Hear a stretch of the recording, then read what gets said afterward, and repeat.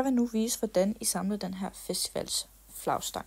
I starter med at tage jeres prop af fra tuben, og så tager I den inderste streng ud, så I kan sætte jeres vindpose i. I kan købe en vindpose her hos Sjov og Spil i Ribe eller online på happygames.dk.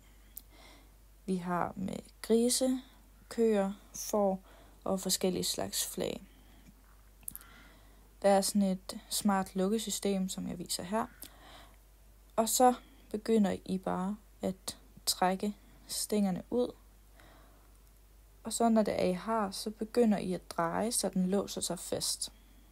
Vi har de her flagstænger fra 3 meter til 12 meter, og lige nu der står jeg og samler en 7 meters flagstang.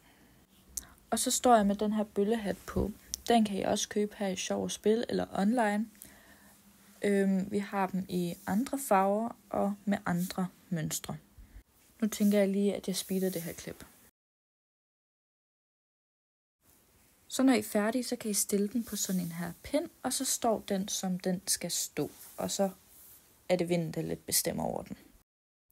Så når I skal til at pakke den ned igen, så tager I den bare op fra pinden, og så putter I en lille bund på, så rørene ikke falder den modsatte vej ud igen.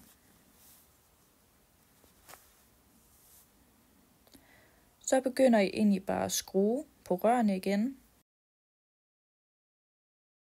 Så når I skruer, så kan I også skubbe dem lidt ind i hinanden, så den bliver mindre at stå med.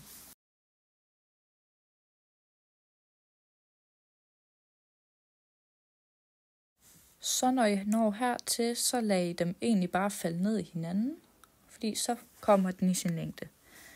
Så går du over og tager din vindpose af fra lykken, og så putter du bare toppen på igen, og så er den pakket.